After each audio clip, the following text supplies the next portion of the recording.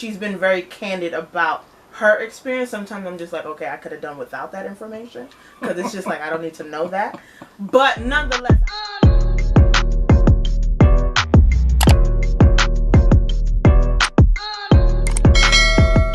Welcome back to Naya's News. This is the channel where I report news about my life while being open, honest, and transparent as much as possible. So as you guys can see by today's title, it's going to be a different kind of video. I have, who are you? Your mother.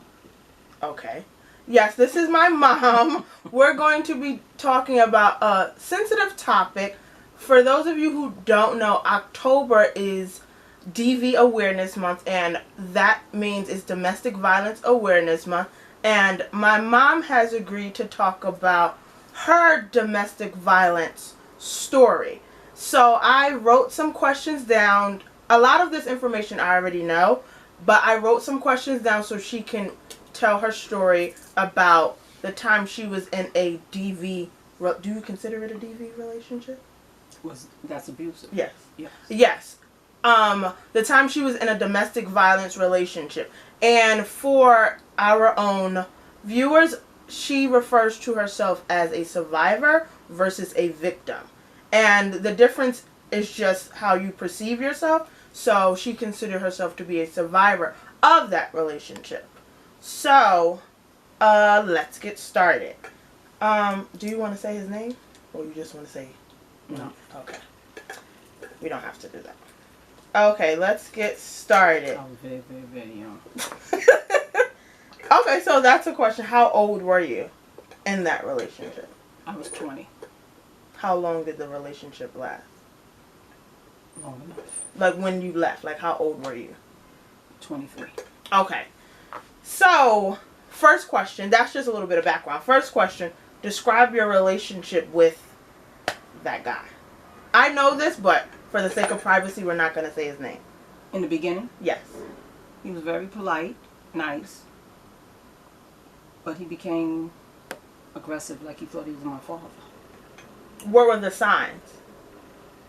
Like, was he talking to you different? Speaking different. How? A lot of questions. Where you going, what time, who with, you need to be back by. Like telling you? Like, yes. Like a curfew? Yes. Okay. I didn't work well with that. Okay. Did you have any fears throughout that relationship? When it did become physical? No, I didn't have any fears because it was more like, once it began, I knew what I was looking at. Mm-hmm. So it wasn't so much, it was more fears that I might hurt him than he hurt me. How so? You mean like how I would do it? Like what were those fears? Because he hit you, of course, that led Right. to the first incident, but what were those fears where you felt like you would do more harm to him? I felt like with him doing that, of course you get the I'm sorry, it'll never happen again, and you actually think it won't. Mm-hmm. And then it happened again, and you was like saying, oh, you said you would never do that again. Yes. But by the third time, I'm ready to fight. We're going to do this. Okay. So did it ever get to that point? Yes. Explain that story. It got to the point that... Like what happened that led up? An argument? My grandmother bought lots and lots of groceries to the house. I wasn't doing too good financially then.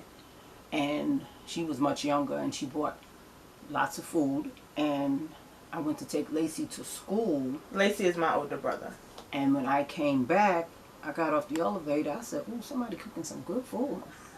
And I kept walking. And I said, that's coming from my house. Yeah. And I went in, and he was in the shower. I hadn't seen him in a few days, and he was in the shower. And when he came out, I had took all the food, scraped it in the garbage, and washed the dish. What was cooking? Not that that's... But what he had on his fixing? plate, I remember like yesterday, it was fried bologna, which I couldn't stand. He had fried bologna, grits, and eggs. And he had a side of toast. Just like he was in Sylvia's or something. So, what I did was, what I said, I scraped the plate, washed it, and continued to move about. And I knew it was going to get crazy. So when he came out the shower, I was sitting on the sofa with a butcher knife under the cushion, and a butcher knife in my hand. Mm-hmm. So I said, this will be the day. One of us going off this 21st floor. Okay. So a little bit of background.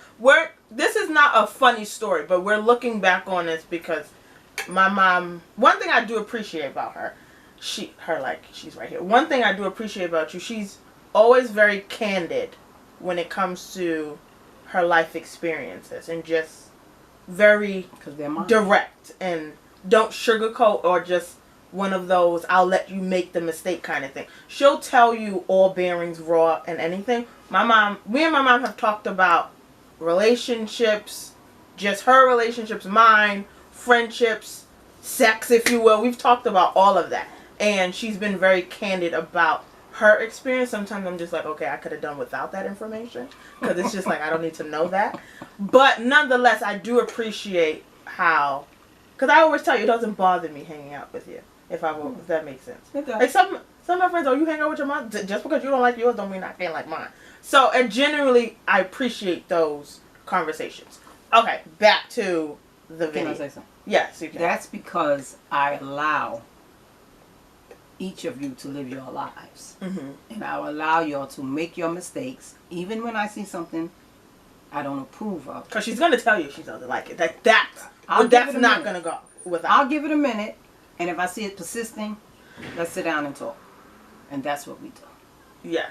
And she's very direct and just all bearings. If she going to tell you whether she going to tell you whether or not how she feel about a situation, regardless if you like it. You respect her opinion. Yes, I don't have to agree with her situation because not every situation is alike. However, she comes with a lot of wisdom. Because how old are you? 61. Yes! And my grandmother taught me so much. Yes, and she was... My grandmother played a large role in my mother's life, but my great-grandmother, who's my mom's grandmother, is the one that raised her. So a lot of her wisdom comes from, like, way, way back from when... Because Mama was born when? 1917. Yes, so it comes from... My great-grandmother was from Saluda, South Carolina, so it's very Southern values that we were brought up with.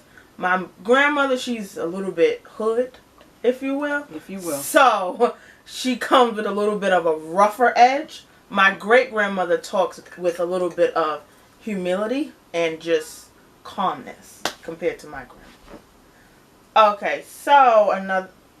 what was the final straw in that relationship? The final straw with that was I was on 112th Street at his parents' house, and he wanted, during that time, it was bank books. They weren't debit cards and things. There was no such thing. You went into the bank, you got online, and you asked for what you want of your money. I didn't want to go. So what he did was, he said he would go, and he got upset when I said, you're not on that account. So now he insists that I go. And I kept saying I'm not going because I knew he wanted to get high with my money. And I wasn't allowing that. Mm-hmm. And he had bought Lacey, I had bought Lacey the outfit, and he bought Lacey the sneakers. And he said to me, I had an outfit on that he had bought, and we were going out that evening. So it wound up, he literally, at his parents' house, told me, take off his outfit. My brother's outfit. No, he told me to take off the outfit that I had on. Okay. So I said, fine. So I literally walked out of his parents' house with a cute bra and panty. And I was going to go home, which was across the street. His dad ran out in the hallway and gave me his trench coat. I put that on, and I had Lacey by the hand. That was bad enough. But him being high and wanting to get higher, he said to me, take the sneakers off, Lacey. They were some purple Pro-Keds. No, purple Converse, I'm sorry. Was he going to sell them? I don't think he was going to sell them because they were so small. What was he going to do with them? Because Lacey was a little guy at that time. Mm-hmm. But when he told me to take them off, I took them off. And I walked Lacey home in some beautiful white knee-high socks at the time with the purple on the top, because that was part of the outfit. That was the last straw for him. What did his parents say? Like you said, his dad came out. He didn't like it. His parents knew that I was trying to be decent with him, and they loved me. And he passed away. And when he passed away, he and I were no longer together. But his parents treated me just like we were still together and allowed me to do everything that I wanted to do for his service and everything. And I felt that was a blessing, that we still was in a good space, his parents and I. And after I left him and got myself together without him, he and I were in a good space. But he could never, ever come across my door sill, nor would we ever be back together. That was there's different forms of abuse.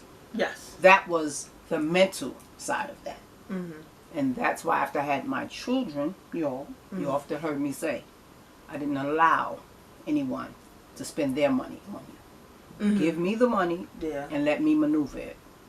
I didn't allow y'all to ask, can you buy me this or buy me that? Give it to me and I'll handle it. Oh.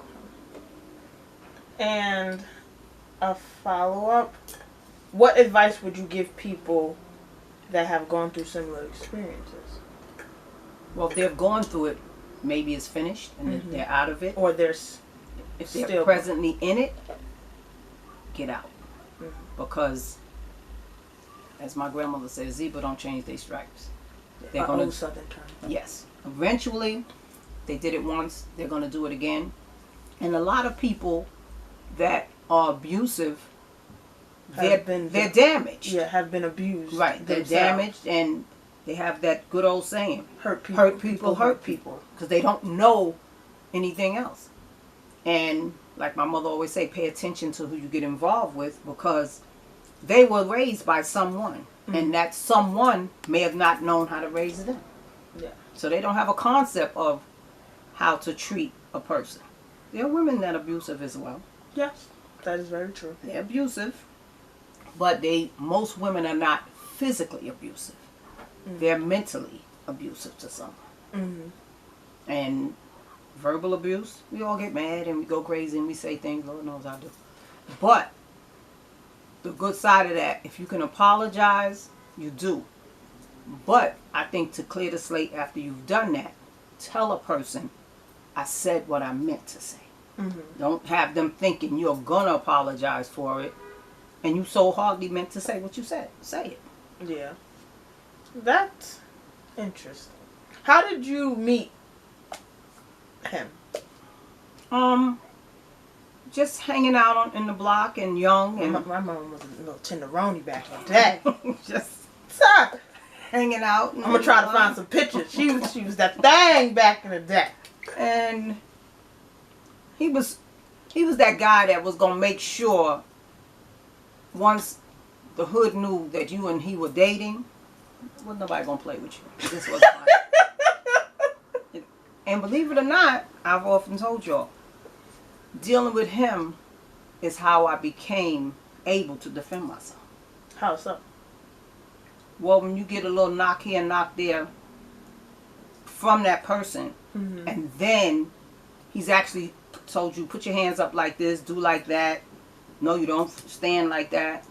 When you learn that... So he taught you how to fight? Unfortunately. Because I wound up... That's very... that's very interesting. So that the teaching he taught me, I eventually used it on him. And I got out after that. That's very interesting. And after that, it's crazy, but after that, I should have did that before.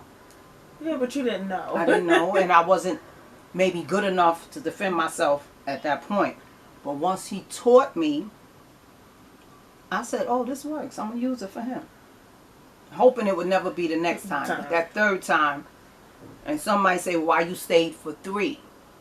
You can't. You're young. You're thinking it's going to be okay. I think you can't always judge someone. Now because people are in a relationship, regardless of how toxic a relationship is, someone is there for something. Whether or not you may not understand, or you telling them get out, you need to leave, easier said than done. Because if it was that easy, you wouldn't be in it. So you can't always judge a relationship just because it's not something you agree or would participate. And you have to be careful as life goes on to judge those people. Right, because I've always been a person that feels I'm not holding this person accountable for what someone else did to me. Yes. I judge everybody individually.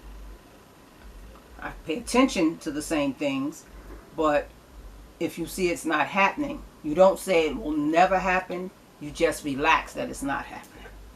Okay. What did Mommy and Harry say? Did you ever tell them? Or how long? Not right away. Mm-hmm. Because my father was crazy.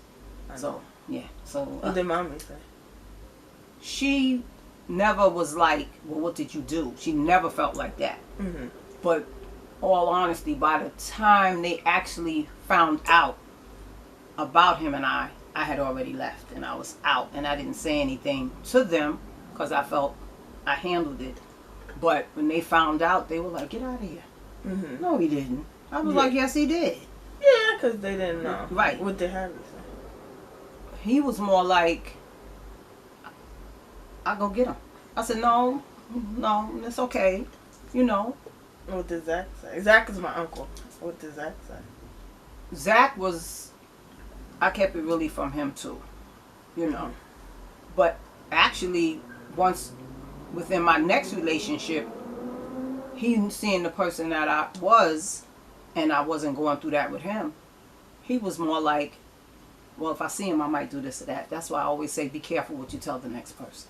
Yeah. You know, you're supposed to tell a person certain things so they will know how not to hurt you. Mm-hmm. And if they do, they can't say, I did not know that. Yeah. Yes, you did, because I explained that to you. This is what I went through. Yeah. Yeah. Mm-hmm. And then a lot of times when you're in your next relationship and they know that you've actually gotten out of a relationship like that, and they see that person and how big and thick and strong they are, they'll say, ooh, she crazy. I'm not doing that to her. No way I'll do that to her. See, it works. My mom is very seasoned in relationships. You're well fit. Yes. But the relationships I've had, I adjust to them as to the person that they are. Yeah. I don't let nobody get over me. I'm not. I just, okay, I wasn't. No, I think it's very real. Oh, wait. Before we wrap up for today's video, don't forget to like, comment, share, subscribe, hit that bell button. And you know I have to give a shout out, so let me go to my videos. Shout out, boom, goes to Micro Zen. Shout out to you. Thank you for the constant love and support. And I'll see you guys in the next one.